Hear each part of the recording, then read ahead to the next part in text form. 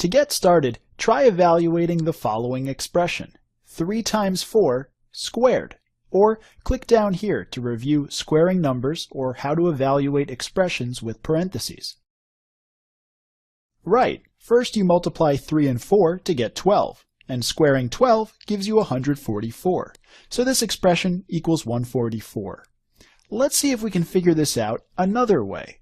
Squaring 3 times 4 means we're multiplying 3 times 4 by another 3 times 4. And remember that when you multiply numbers together, you can do it in any order. So let's swap the places of these two middle numbers. That gives us 3 times 3, or 3 squared, times 4 times 4, or 4 squared. So it looks like 3 times 4 squared equals 3 squared times 4 squared. Try evaluating this expression to make sure that's right. Exactly. 3 squared is 9, and 4 squared is 16. And 9 times 16 equals 144. So 3 squared times 4 squared equals 144, and these two expressions really are equal.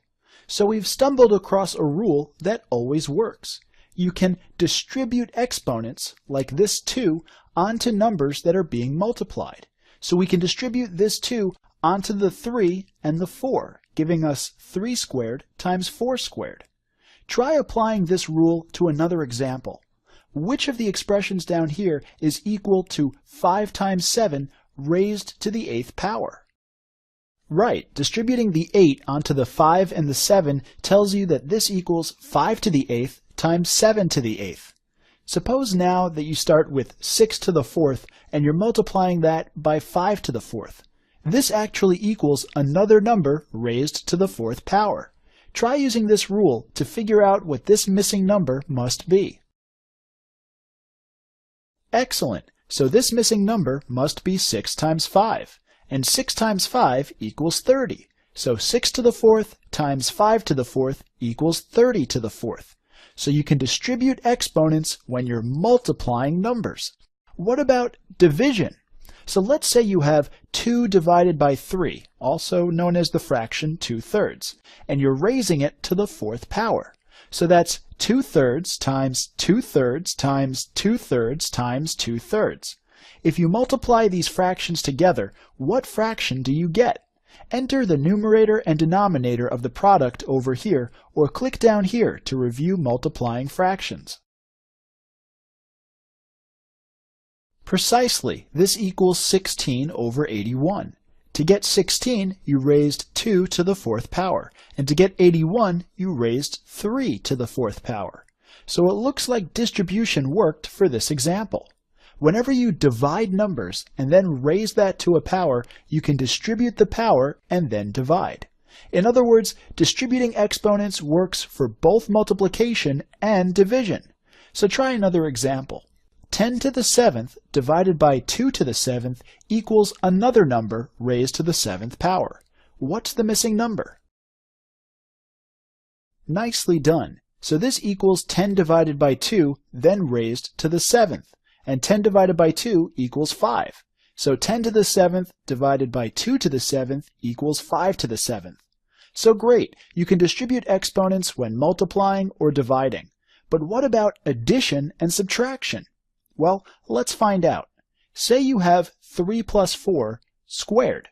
Can you distribute the square onto the 3 and the 4? So does this equal 3 squared plus 4 squared? To find out, try carefully evaluating these two expressions, and let's see if they give you the same answer.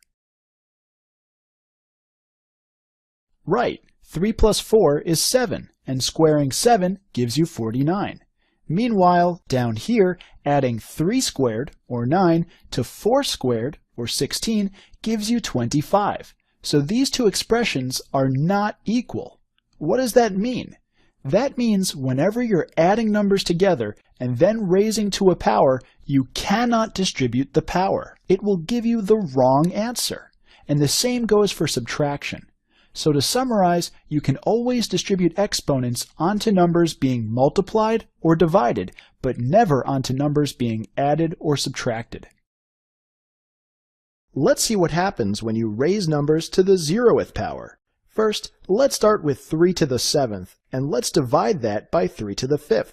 This quotient is equal to 3 raised to another power. What is that power? If you're not sure, click down here to review dividing powers.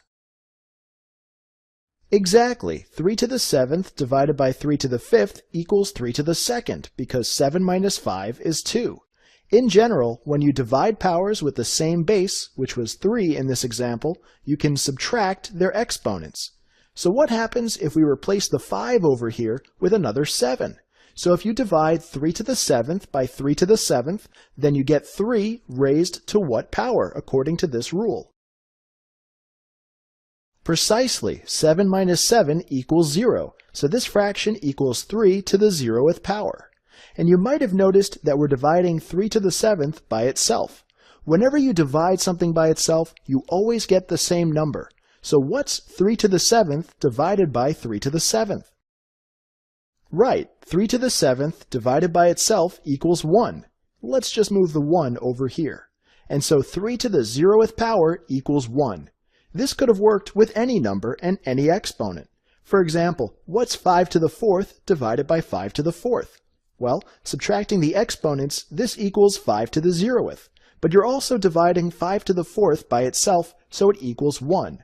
And so 5 to the 0th power also equals 1. In general, raising any number to the 0th power always gives you 1. Just for a little extra practice, try evaluating these three expressions.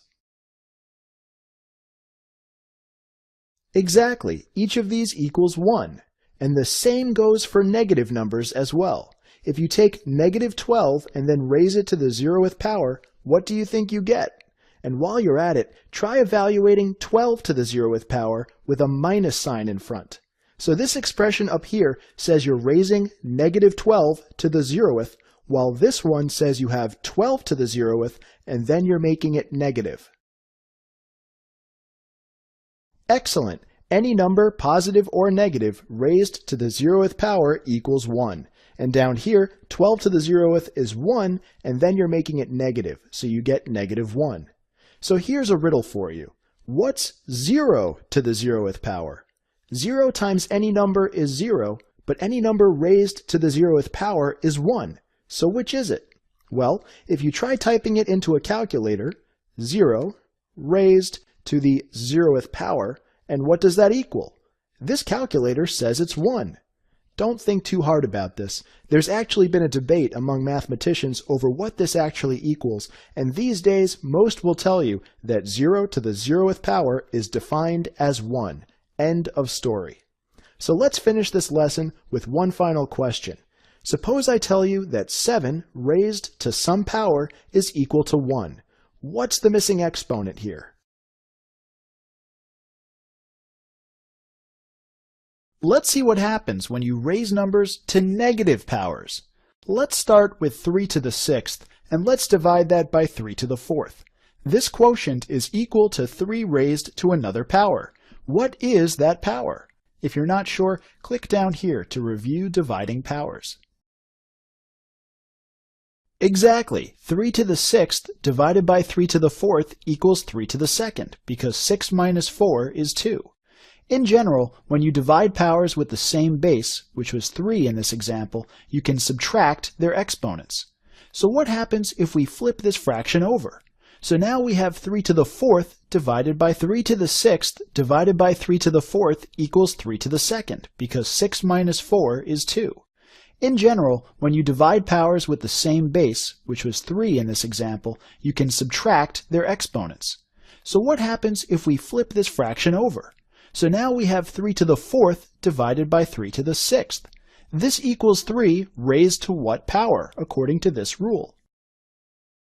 Right, 4 minus 6 is negative 2. So 3 to the 4th divided by 3 to the 6th equals 3 to the negative 2nd power. So we have a negative exponent here. What does this mean exactly? Well, 3 to the 4th is 3 times 3 times 3 times 3, and 3 to the 6th is the product of 6 3's. The 4 3's up here will cancel out with 4 of the 3's in the denominator. So what's the simplified version of this fraction? Enter the numerator and denominator of the simplified fraction over here, or click here to review canceling out factors in fractions. Exactly. All that's left is 3 times 3 in the denominator, so this equals 1 over 9. In other words, this is 1 divided by 3 to the second power. So 3 to the negative second equals 1 divided by 3 to the positive second. Interesting. Let's try another example. 7 to the third divided by 7 to the eighth. 3 minus 8 is negative 5, so this equals 7 to the negative fifth power. And if we write out this fraction, then the 3 sevens up here will cancel out with 3 of the sevens down here. That leaves 5 sevens, so this equals 1 over 7 to the fifth. And sure enough, 7 to the negative fifth power equals 1 divided by 7 to the positive fifth power. In general, raising a number to a negative power equals 1 divided by that number to the positive power. So try a few more examples. 1 over 4 to the sixth equals 4 to what power? And 2 to the negative ninth equals 1 over 2 to what power? Nicely done. So 1 over 4 to the sixth equals 4 to the negative sixth, and 2 to the negative ninth equals 1 divided by 2 to the positive ninth. Try another tricky example. 1 over 9 to the negative third equals 9 to what power? If you get stuck, click here and we'll figure this out together. Excellent. This equals 9 to the positive third. So dividing 1 by a power is the same as flipping the sign of the power, going from positive to negative or negative to positive. Try one last example. 5 to the eighth equals 1 over 5 to what power?